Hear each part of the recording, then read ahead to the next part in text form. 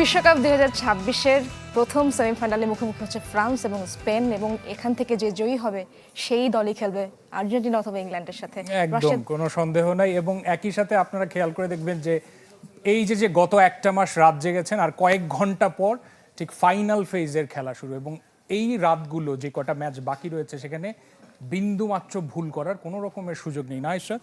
একদমই রাশেদ, এবং আসলে বিন্দুমাত্র ভুলের সুযোগ নেই। এবং এই যে সামনে ম্যাচগুলো রয়েছে সেখানে আমরা ভুল আমার মনে হচ্ছে না দেখব, কারণ বিশ্বকাপের বা এবারের 4টি সেরা দল প্রথমবারের মতো প্রথম চারে উঠলো, এবং এবং ফ্রান্স এবং স্পেনের ম্যাচের মধ্যে আপনি আসলে কাকে ফেভারিট বলে মনে করছেন, এবং আমরা কি আগে ধারণা করতে পারবো আসলে এই ম্যাচটা দেখে? সেই ব্যাপারে পরে আসছি, কিন্তু আপনি যে কথাটা বলেছেন অ্যাবসলিউটলি কারেক্ট, এবং দর্শকরাও একমত হবেন। আমাদের পেছনে ওয়ার্ল্ডটাও নিশ্চয়ই দেখতে পাচ্ছেন।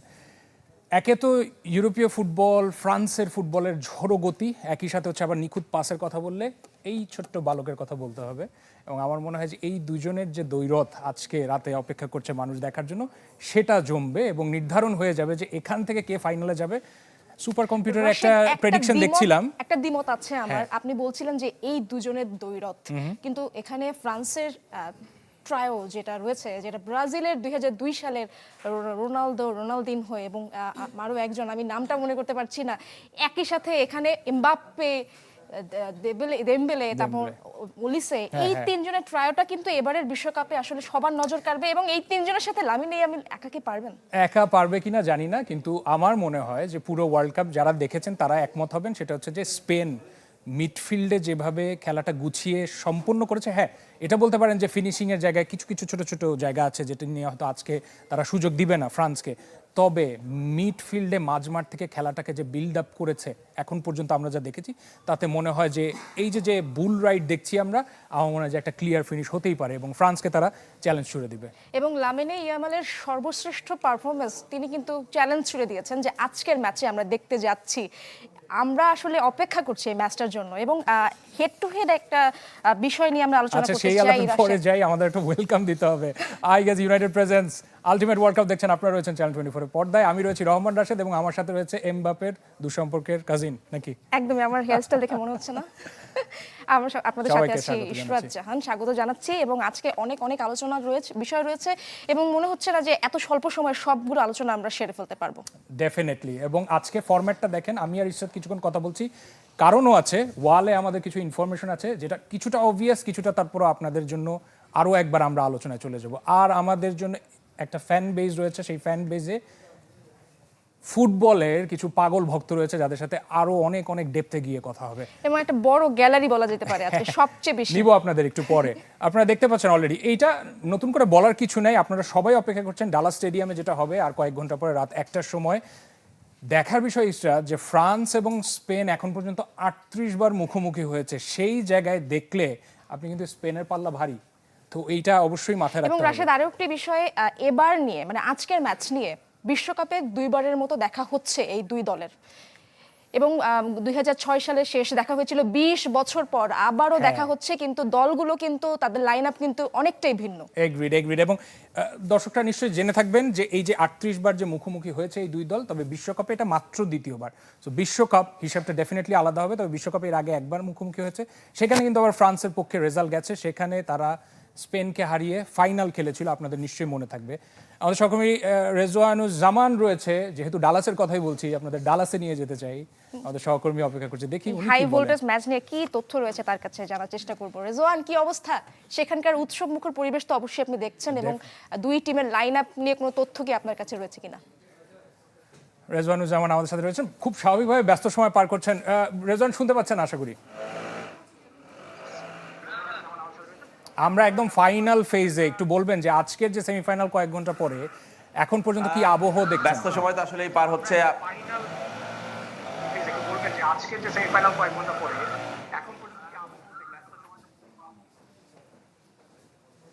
ধন্যবাদ রাশেদ। আমি যদিও ফার্স্ট সেমিফাইনাল যেখানে হচ্ছে ডালাসে, সেখানে আমি নেই, আমি আছি আটলান্টাতে। আপনি জানেন যে কালকে সেকেন্ড সেমিফাইনাল হবে আর্জেন্টিনা ইংল্যান্ড, এবং আর্জেন্টিনার সমর্থক যেহেতু বাংলাদেশে আগ্রহের তালিকায় বেশি এবং ইংল্যান্ডের সমর্থকও বাংলাদেশে বেশ, সেই কারণে আমরা এই সেমিফাইনালটাই আসলে ফলো করছি, কভার করছি। দুটো সেমিফাইনাল একসাথে কভার করা আসলে খুবই ডিফিকাল্ট।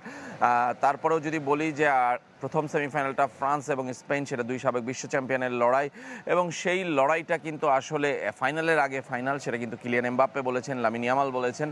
সুতরাং বুঝতেই পারছেন যে ওই ম্যাচটা হবে দারুণ হাই ভোল্টেজ ম্যাচ, এবং দুই কোচের কৌশলের লড়াই যদি বলি, দিদিয়ের দেশম এবং দে লা ফুয়েন্তে, তাদের কিন্তু আসলে কৌশলের লড়াইটাও খুব দেখার মতো। ফ্রান্স কিন্তু খুবই অ্যাটাকিং সাইড, এই বিশ্বকাপে আক্রমণাত্মক ফুটবল খেলছে, গোলের পর গোল করছে। একজন নয়, কিলিয়ান এমবাপ্পে 8 গোল করেছেন, ওসমান দেম্বেলে গোল করছেন, বার্কোলা করছেন, মিকাল অলিস কিন্তু আসলে গোলের উৎসগুলো গড়ে দিচ্ছেন, বেস্ট প্লে মেকার তিনি বলা চলে।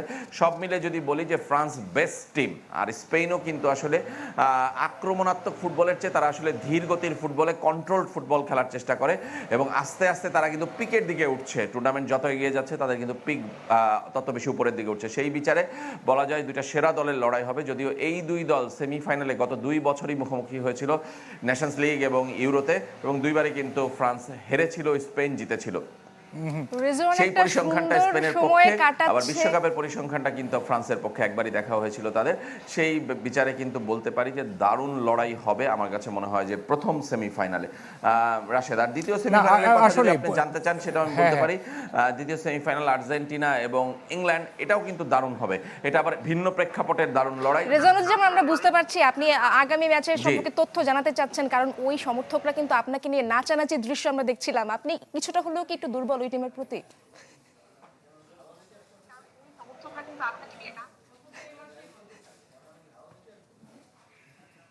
না না না, একটুও না, আমি আর্জেন্টিনার প্রতি দুর্বলতা একটুও নেই।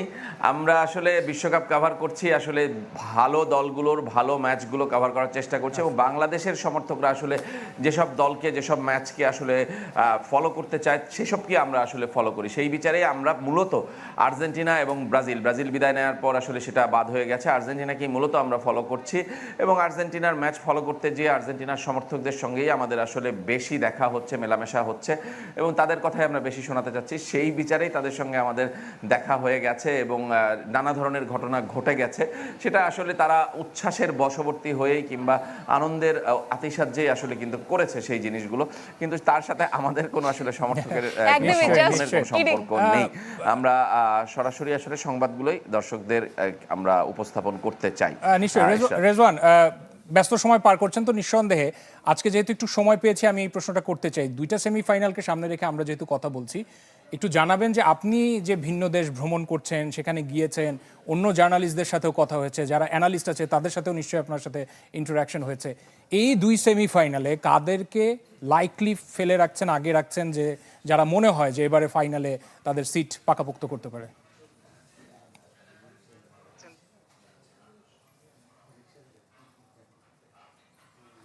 যদি প্রেডিকশনের ক্ষেত্রে বলি, সেই ক্ষেত্রে ফ্রান্সকে একটু হলেও অনেকে এগিয়ে রাখছেন। সেটা শক্তি এবং পারফরমেন্স এবং ধারাবাহিকতার বিচারে ফ্রান্স কিন্তু এগিয়ে থাকছে, সেটা নিয়ে কোনো সন্দেহ নেই। আর ফ্রান্স স্পেন ম্যাচে আরেকটা সেমিফাইনাল কিন্তু আর্জেন্টিনা ইংল্যান্ড, এখানে আসলে এগিয়ে রাখার কোনো সুযোগ নেই। আমার কাছে মনে হয় যে আর্জেন্টিনা যে ফুটবল খেলছে তাতে তারা আসলে সেরা ফুটবলটা খেলছে না, এটা শিওর। সেই বিচারে যদি বলেন তাহলে ইংল্যান্ড এগিয়ে থাকবে, কিন্তু আর্জেন্টিনা যে ভাগ্যের সহায়তাগুলো পাচ্ছে প্রত্যেকটা ম্যাচে, যেভাবে তারা ম্যাচটা ওভারকাম করে জিতছে, সেটা আসলে তাদেরকে এগিয়ে রাখবে, কিংবা তাদেরকেও আসলে লড়াই রাখবে। কিন্তু ইংল্যান্ডকে কোনো মতেই আসলে বাদ দেওয়া যাবে না। ইংল্যান্ড, আমি বারবারই বলছি যে ইংল্যান্ড এমন একটা দল, প্রত্যেকবারই ইটস কামিং হোম নামে যে একটা জোয়ার ওঠে কিংবা একটা আবেগের একটা ডাক ওঠে, সেটা কিন্তু এইবার কম। সেটা ইংলিশ মিডিয়াতেও কম দেখেছি আমরা, এবং সমর্থকদের মধ্যেও কম দেখেছি। তারা আশা করছে যে ভালো খেলবে সেটুকুই, কিন্তু এই ট্রফিটাকে নিয়ে আসার যে প্রত্যাশার কথা তারা গত 60 বছর ধরে তারা এই আশা করছে কিংবা প্রত্যাশা করছে, সেটা কিন্তু এবার ওই জিনিসটা আমরা কম দেখেছি। তার মানে এই নয় যে তারা চাচ্ছে না যে ট্রফি জিতবে, বরং ইংল্যান্ড দলটা আসলে আমার মনে হয় বদলে গেছে একজন জার্মান কোচের অধীনে, যেটা আসলে ইংল্যান্ডের ফুটবল ইতিহাসের জন্য একটু বিরল। থমাস টুখেল আসলে কিছুটা হলেও পরিবর্তন করেছেন ইংল্যান্ডকে, এবং একজন জার্মান কোচ ইংল্যান্ডের হয়ে কোচিং করাচ্ছেন, সেটা কিন্তু মেনে নেওয়াটা স্বাভাবিক ছিল না ইংলিশ সমর্থকদের জন্য কিংবা ইংল্যান্ডের জন্য প্রথম দিকে, কিন্তু তিনি কিন্তু সফল হচ্ছেন। কিংবা সাফল্য এনে দিচ্ছেন? আমার মনে হয় যে এবার ইংলিশ যারা সাপোর্টার রয়েছে তারা আসলে বলবে কম করে দেখাতে বেশি চায়, ইটস কামিং হোম যেটা এবং বলছে। রাশেদ রেজওয়ানুজ্জামানকে অনেক অনেক ধন্যবাদ জানানো দরকার, কারণ দীর্ঘ সময় ধরে তিনি আসলে নিরলস চেষ্টা দিয়ে আমাদের অনেক তথ্য জানাচ্ছেন প্রতিনিয়ত, এবং অনেক সুন্দর সুন্দর কন্টেন্ট আপনার মাধ্যমে আমরা পেয়েছি। অনেক না না, ধন্যবাদ। Certainly professional news person, that's what he does. Thank you so much Rezwanuzzaman আমাদের সাথে যুক্ত হয়েছেন। আটলান্টা ইউএস থেকে কথা হচ্ছিল। ঈশ্বর, ফ্যান জোনের কথা বলেছি শুরুতে, খুব স্বাভাবিকভাবে ওখানে যেতে হবে। কাইন্ড অফ আজকে অনেক আলোচনা রয়েছে, কারণ দুই দলেরই সাপোর্টার নিশ্চয়ই পাবো, অন্যান্য দলের সাপোর্টারও পাবে নিশ্চয়ই। ঈশ্বর প্রশ্নগুলো করবে, আমিও কিছু করব। এবং আজকে রাশেদ একদমই কিন্তু এখানে সবগুলো দলের, আমি জানি না, অনেকগুলো দলের জার্সি আমার চোখে পড়েছে, এবং এখানে সেমিফাইনালিস্টদের গ্যালারি, জার্সি- ছোটখাটো একটা গ্যালারি হয়ে গেছে। না সেটা ঠিক আছে, আমি সেমিফাইনালিস্টদের জার্সি খুঁজছিলাম, দেখি তারা কি বলে। যেহেতু এখানে অনেকে বুকে পাথর বেঁধে আসছে, সেটাও বলার অপেক্ষা রাখে না। তবে একজন সেমিফাইনালিস্টকে মার্ক করতে পেরেছি, আর বাকি দুইজন হয়তো নিউট্রাল না, তাদের সাথে আমরা কথা বলে জানতে চাই। ঈশ্বর, শুরুতেই সাদমান ভাইয়ের কাছে যেতে চাই, কি অবস্থা, মানে আজকের ম্যাচে আসলে মানে কে ফেভারিট বা কাকে এগিয়ে রাখবেন, এই মানে এই প্রশ্নটা যদি করি, কঠিন একটা প্রশ্ন। অফকোর্স কঠিন প্রশ্ন, তবে যদি স্ট্যাটের দিকে তাকান তাহলে বিশ্বকাপে এগিয়ে আছে ফ্রান্স। আর যদি সাম্প্রতিক সময়ের স্ট্যাটের কথা বলেন সেক্ষেত্রে of course Spain, because Nations league এবং হচ্ছে ইউরোতে নকআউট স্টেজে ফ্রান্সকে অ্যাকচুয়ালি লাস্ট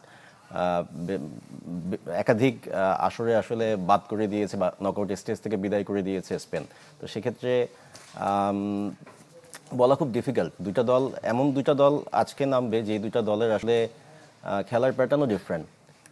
একটা দল টিকে টাকা খুব নান্দনিক ফুটবল খেলে, আর একটা দল খুব রাফ অ্যান্ড টাফ ফুটবল খেলে, এবং একটা যে ক্ষুধার কথা আমরা বলি, যে স্কোর করার যে ক্ষুধা, একটা পুরো দলটারই আছে।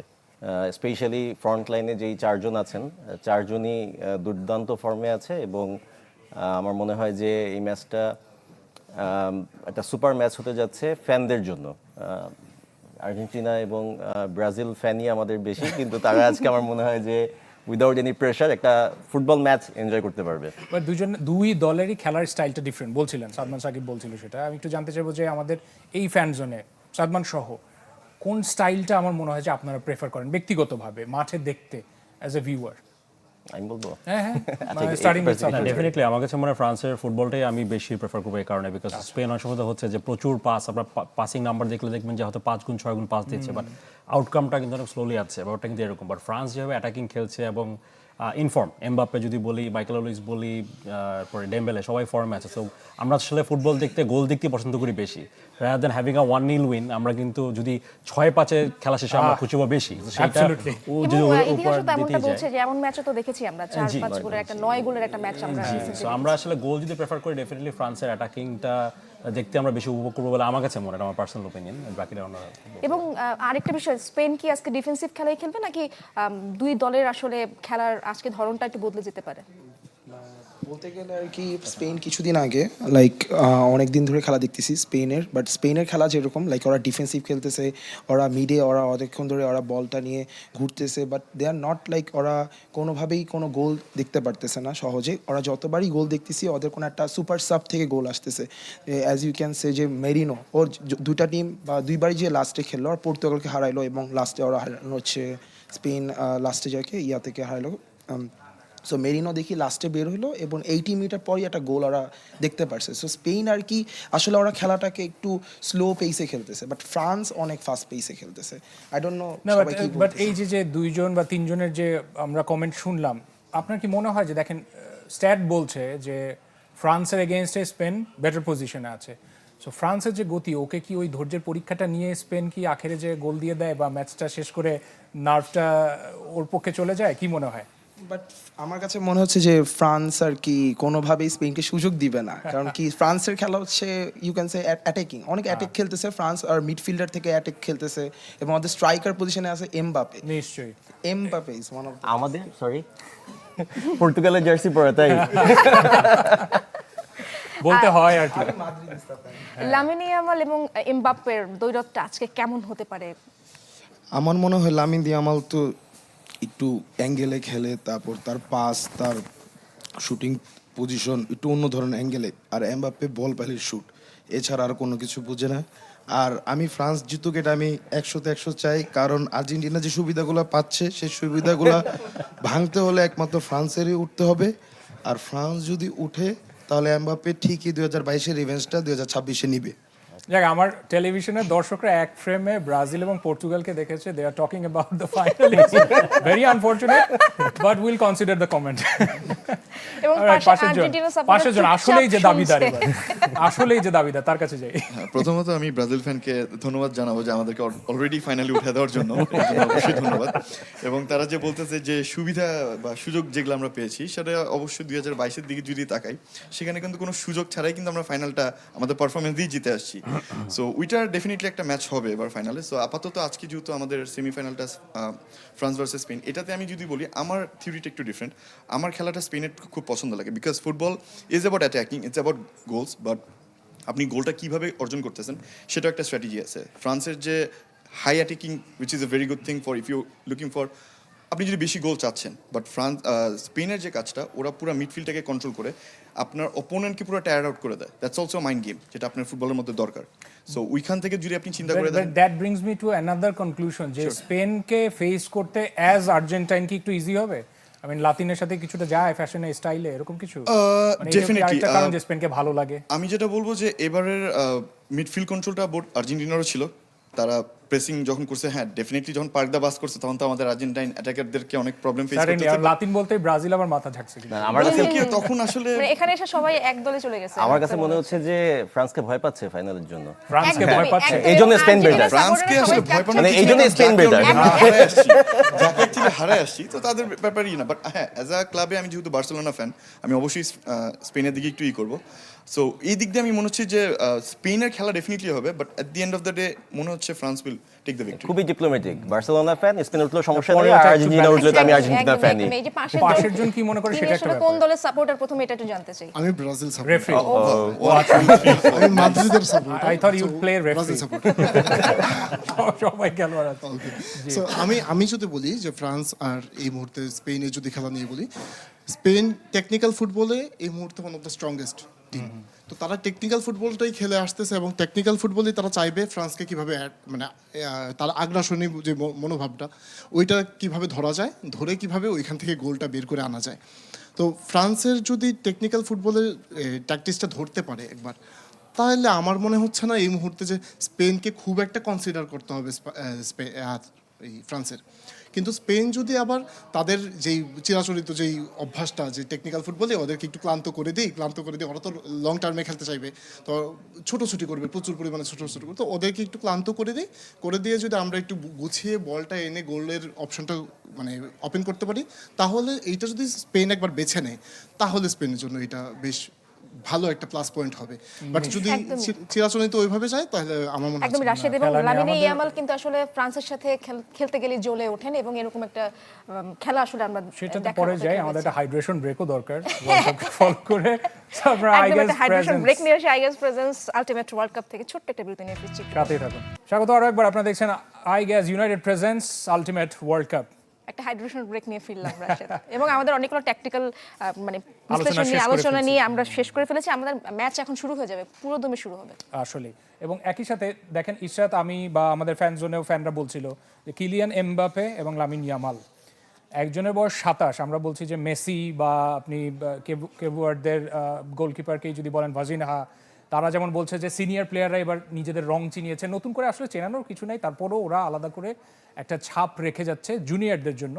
একই সাথে যারা বয়সে তরুণ, তারা কিভাবে তাদের পথটা তৈরি করবে, সেখানে একটা গুড কম্পিটিশন, একটা গুড ফেস অফ হতে পারে এই আজকের ম্যাচে। লামিনে ইয়ামাল ওয়ান্ডার বয় স্পেনের, এবং তার উপরে আসলে পুরো স্পেন টিমটা তাকিয়ে আছে। আবার তাদেরকে আবার কম্পেয়ার করে দেখেন, তাদেরও মধ্যেও কিন্তু বয়সের ডিফারেন্স প্রায় 10 বছরের মতো।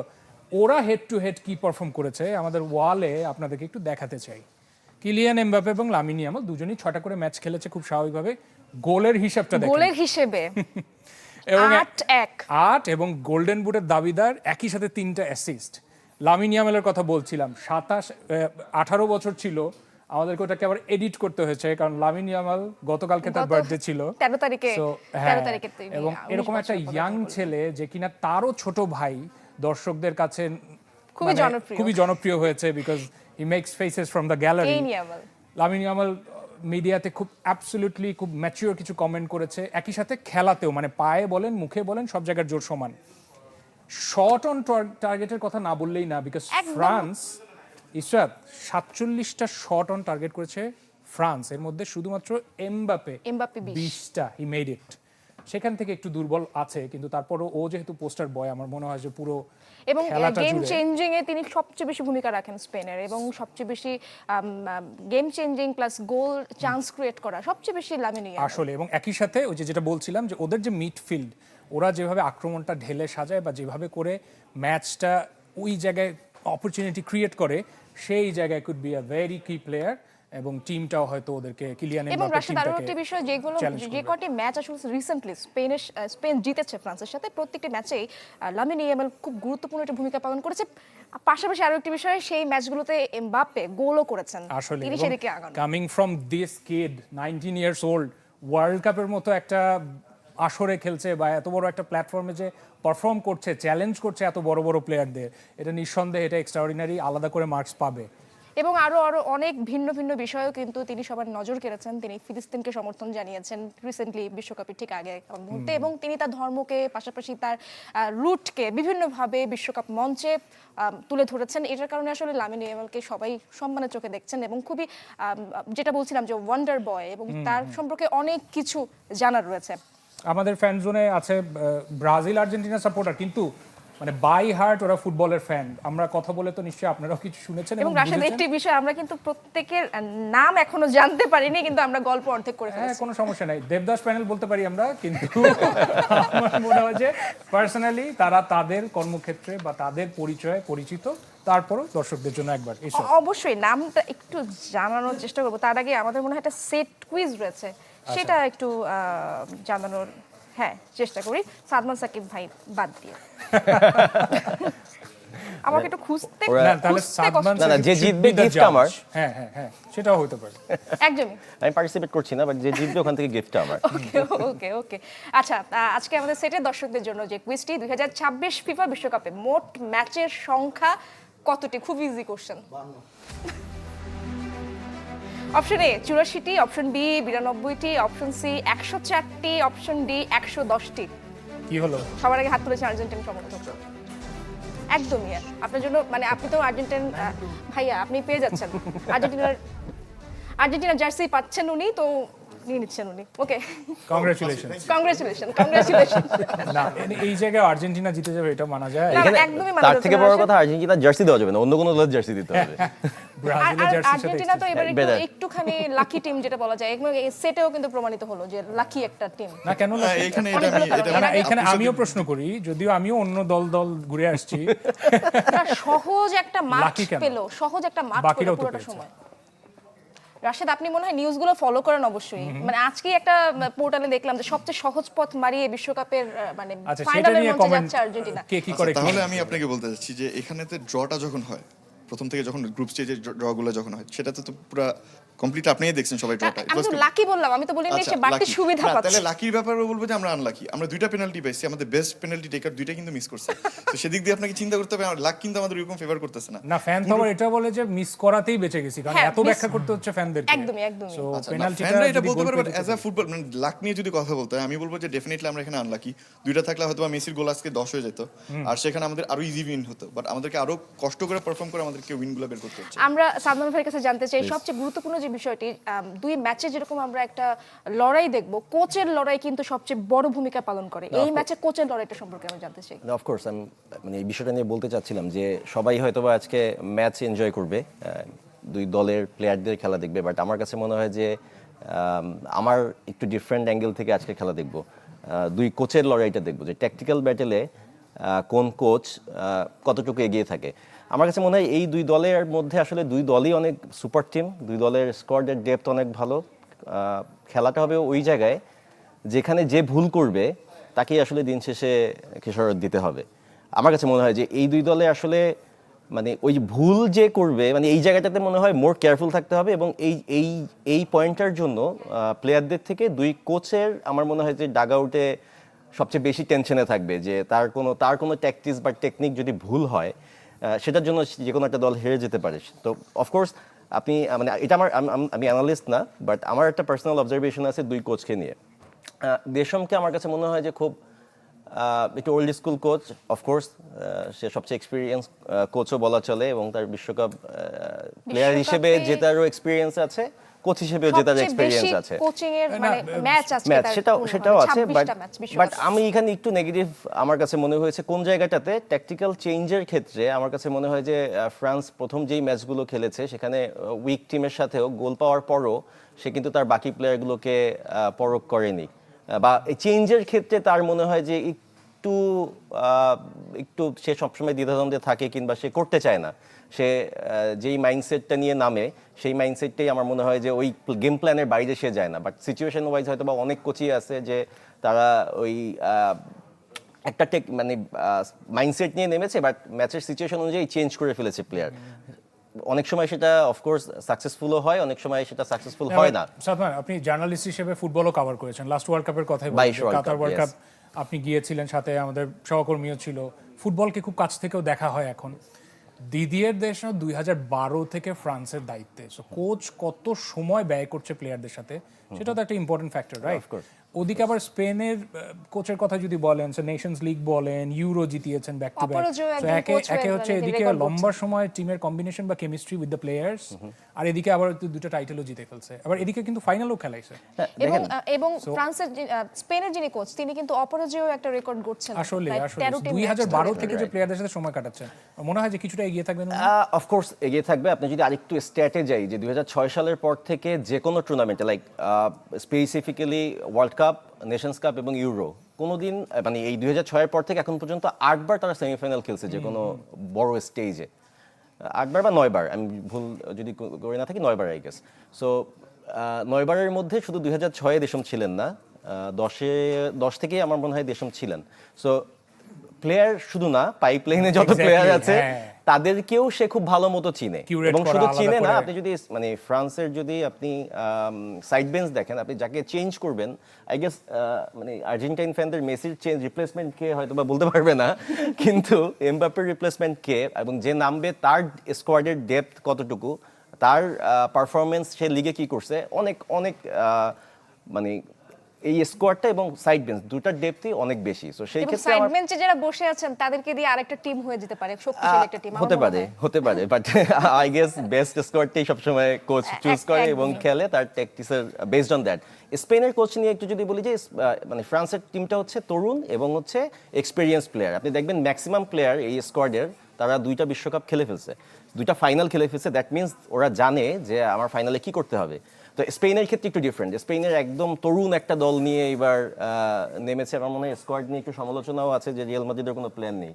সো অফকোর্স মানে স্পেনের ক্ষেত্রে যেটা হচ্ছে যে যেই নান্দনিক ফুটবল স্পেন খেলে সেখান থেকেও কোচ বের হয়ে আসে না। সো দুই কোচের ব্যাটেলে আসলে একদমই একদম কর্নারে নিদুল আপনার নাম, আপনি নেত্রকোনা থেকে এসেছেন, মানে এত দূর থেকে ফুটবল নিয়ে আলোচনা করতে এসেছেন। ফুটবলের প্রতি ভালোবাসাটা আসলে কবে থেকে তৈরি হলো?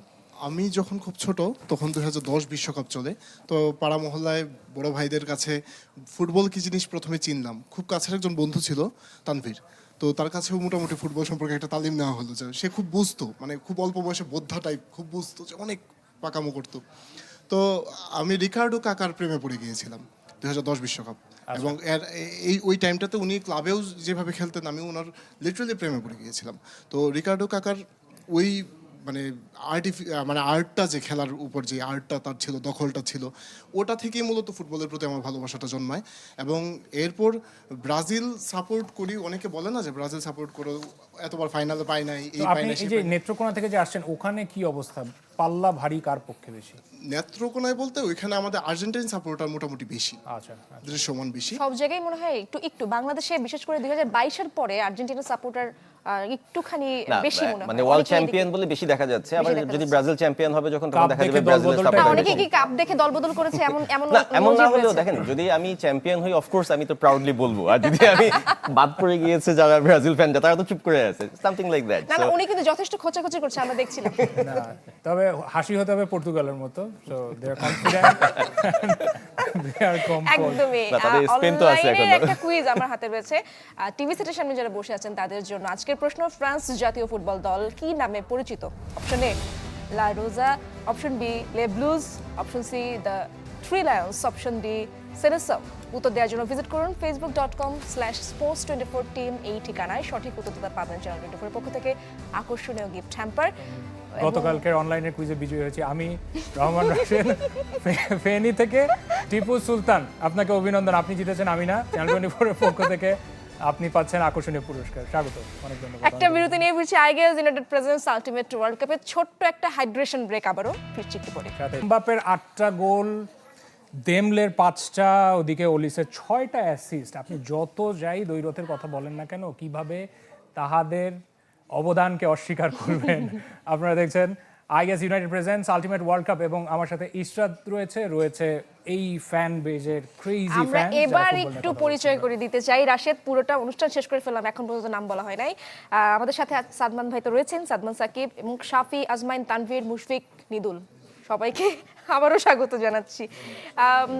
সাদমান ভাইয়ের কাছে একটুখানি যেতে চাই, স্পেনের উইং আক্রমণ ঠেকাতে ফ্রান্সের স্ট্র্যাটেজি কেমন হতে পারে? পাশাপাশি আরও একটি বিষয়, ফ্রান্সের যে ট্রায়োটা ডেমবেলে, এমবাপ্পে এবং ওলিসে, এই অ্যাটাকিংটা আবার স্পেন কিভাবে সামলাবে? ট্যাকটিক্যাল ব্যাটেল যে হবে সেটা নিয়ে তো কোনো ডাউট নেই, কারণ আমার কাছে মনে হয় যে এই কমপ্লিট মানে অ্যাটাকিং এবং ডিফেন্সিভের মাঝখান থেকে স্পেনের মিডফিল্ড অনেক স্ট্রং। সো স্পেন অ্যাটাকারদের, ফ্রান্সের অ্যাটাকারদেরকে আটকানোর জন্য আমার মনে হয় যে মিডফিল্ডটাকে একটা শিল্ড হিসেবে ইউজ করবে কোচ ডেফিনেটলি।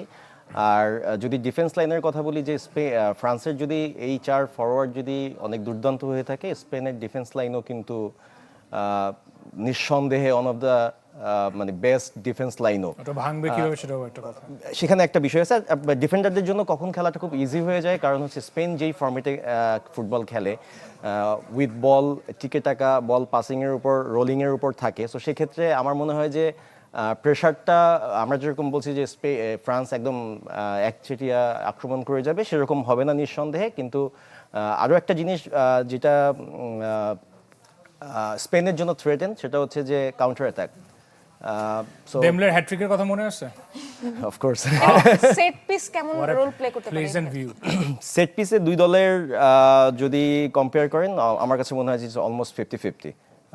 সেট পিস আসলে সবসময়ই 50-50 যে কোনো দলের জন্যই। সেই ক্ষেত্রে আমার মনে হয় না যে মানে স্পেসিফিক মেসির কথা যদি বলি, কিংবা অন্য যারা সেট পিস স্পেশালিস্ট, যে মেসি যেখান থেকে যে কোনো জায়গা থেকে সেট পিসটাকে আসলে এত বেশি ডেঞ্জারাস করে ফেলে অপোনেন্টের জন্য, এখানে আমার মনে হয় ইয়ামাল এই জায়গাটাতে আসলে থ্রেটেন হতে পারে ফ্রান্সের জন্য। আর স্পেনের জন্য আসলে আমার কাছে মনে হয় যে স্পেনকে রুখে দেওয়ার জন্য আমার মনে হয় যে ফ্রান্সের স্ট্র্যাটেজি খুব ডিফারেন্ট কিছু হবে বলে আমার কাছে মনে হয় না, বিকজ ওদেরকে খেলতে দিবে অফকোর্স আমার কাছে মনে হয়, কারণ হচ্ছে যে আপনি কখনোই পাসিং ফুটবল ব্লক করা ইজ কোয়াইট ইম্পসিবল। সো যেটা আমাদের একজন ফ্যান মনে হয় বলছিল যে টায়ার্ড করে দিবে অ্যান্ড অল, মেবি ওইভাবে না, বাট অ্যালাউ করবে আমার কাছে মনে হচ্ছে। আপনার কাছে শুনতে চাই আসলে একমত কিনা যা বললেন। হ্যাঁ, ডেফিনেটলি ওনার সাথে আমি অবশ্যই একমত। কিন্তু স্পেনের একটা জিনিস যেটা আছে, যেহেতু ওরা দেখতেছে যে ফ্রান্সের স্পিডটা আছে এবং দুই উইঙ্গারই কিন্তু স্পিড দিয়ে ঢুকবে, সো উইঙ্গারকে করার জন্য ওরা তখন ডাবল ডিফেন্স, মানে ওভারল্যাপিং ডিফেন্স যেটাকে আমরা বলি, একটা প্লেয়ার বলের সাথে থাকবে, একজন ওভারল্যাপ এমবাপ্পের স্পিডটাকে ট্যাকেল দেওয়ার জন্য ওভারল্যাপে থাকবে। সো এই ফরমেশনে আজকে স্পেনের খেলার বেশি একটা সম্ভাবনা আছে যদি ওদের উইঙ্গারকে ঠেকাতে হয়। আচ্ছা, আপনার একটা চারপাশে ব্যাপার, ব্রাজিল এবং স্পেনের যে পর্তুগাল মেরিনো, জি। বিশেষ করে রাউন্ড অফ 32-তে দেখেছি, তারপর কোয়ার্টার ফাইনাল দেখেছি, যে সুপার সাব বলা যায় কিনা তাকে। কারণ প্রথম ম্যাচে যেটা করলো যে ও নামলো, ইনজুরি টাইমে গোল করে ম্যাচ জিতালো স্পেনের হয়ে। আবার পরবর্তীতে বেলজিয়ামের সাথে ম্যাচটাই দেখেন, 88 মিনিটে যে একটা ডিসাইডিং গোল দিয়ে দিল। তো ওকে এই ওয়ার্ল্ড কাপের সবচেয়ে বেস্ট সুপার সাব হিসেবে ধরা কিনা? হ্যাঁ, এটা বলা যায়, বিকজ ক্রুশাল দুইটা ম্যাচে গিয়ে যখন নেমে পারফর্ম করে নিয়ে আসতে পারছে, সো ডেফিনেটলি এটা আজকে ম্যাচ ডিসাইডিং ফ্যাক্টর হতে পারে। না, আজকেরটার ব্যাপারে আমি মনে হচ্ছে না ম্যাচ ডিসাইডিং ফ্যাক্টরও হবে। রাশেদ, এখানে ব্রাজিল সমর্থক, পর্তুগাল সমর্থক, তাদের কাছে একটু জানতে চাই যে এখন কি খুব হালকাভাবে ম্যাচ দেখছেন কিনা, মানে সেই চাপটা নাই, যে দলই ফাইনালে যাক কোনো সমস্যা নাই? বেসিক্যালি এখন আমরা ব্রাজিল ফ্যান, আমরা অনেক হালকাভাবে দেখছি, কিন্তু আমরা বিশ্ববাসীর যেটা চাওয়া পাওয়া যে ফ্রান্স উঠুক, আর্জেন্টিনাকে হারানোর জন্য ফ্রান্স ছাড়া আর কোনো বিকল্প নেই, আমাদের একটাই চাওয়া পাওয়া। ও যেটা বলছে এটা অবশ্যই মানে আপনারা যেটা বলছিলেন যে ব্রাজিল ফ্যান, ব্রাজিল আউট হয়ে যাওয়ার পর আমরা খুব শান্তিতে খেলা দেখতে পারছি, একদম ফ্র্যাঙ্কলি বলতে গেলে ডেফিনেটলি নট। আর্জেন্টিনার যখন হার্টবিট বার অ্যাকচুয়ালি আমাদেরও বাড়ে, আমরা আসলে বসে থাকি কখন তারা হারবে, এরপর আমরা একটু শান্তি মতো দেখবো। বিকজ অনেস্টলি এখন দ্য হোল মানে আমি লেটসে ফেসবুকে নিউজ ফিড বলি, অফিস বলি, এনিওয়্যার ইটস কেওস।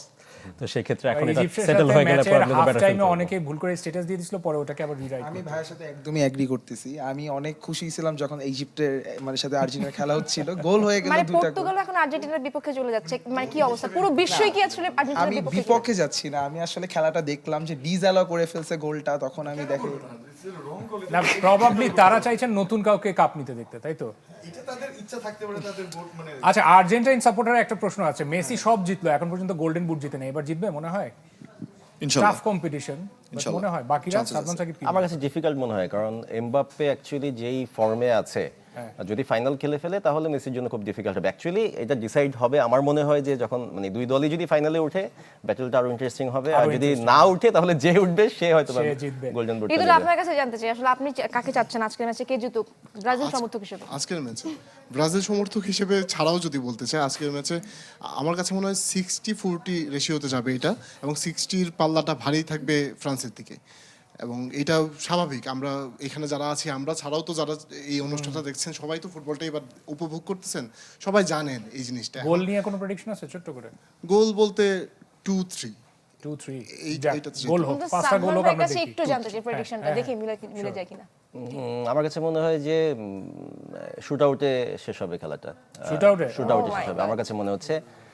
তাহলে গোলের hold your score line nerves, বলাটা আরো মুশকিল। টাফ একটা নাইট যাবে সবার। আমার মনে হয় যে আরো এক্সট্রা টাইম একদম যাবে। রাশেদ, স্পন্সরের পক্ষ থেকে কিছু বলতে হবে আমাদের। দর্শক, আলটিমেট ওয়ার্ল্ড কাপ এই আয়োজনের sponsor আইগ্যাস United LPG. So আইগ্যাস United LPG শুধুমাত্র ওজনের সঠিকই নয়, বরং এটা গ্যাসের সঠিক প্রেসার নিশ্চিত করে, ফলে রান্না হবে দ্রুত এবং সহজ। এবং রান্নাঘরের সবচেয়ে গুরুত্বপূর্ণ বিষয়গুলোর একটি হলো নিরাপদ ও নির্ভরযোগ্য গ্যাস সরবরাহ, আর সেই আস্থার নাম হতে পারে আইগ্যাস ইউনাইটেড এলপিজি। আর কি এর যেন? নীল শিখা রান্নার পাত্রে কালি পড়তে দেয় না, তাই আপনার রান্নাঘর থাকে পরিচ্ছন্ন। নিশ্চয়ই, এবং বাসাবাড়ির পাশাপাশি ইন্ডাস্ট্রিয়াল যে বাল্ক, সেই গ্যাসের জন্য আইগ্যাস ইউনাইটেড একটি নির্ভরযোগ্য সমাধান হতে পারে। একদমই নিঃসন্দেহে। আর এর সাথে আজকের আয়োজন শেষ হচ্ছে। শেষ হচ্ছে, আলোচনা কিন্তু এখনো রয়ে গেছে, কিন্তু বিদায় নিতে হচ্ছে। এবং আজকের ম্যাচের জন্য শুভকামনা, দুই দলের জন্য শুভকামনা। দেখা যাক কি হয়। আইগ্যাস আলটিমেট ওয়ার্ল্ড কাপ থেকে এখনকার মতো বিদায় নিচ্ছি। ভালো থাকবেন সবাই।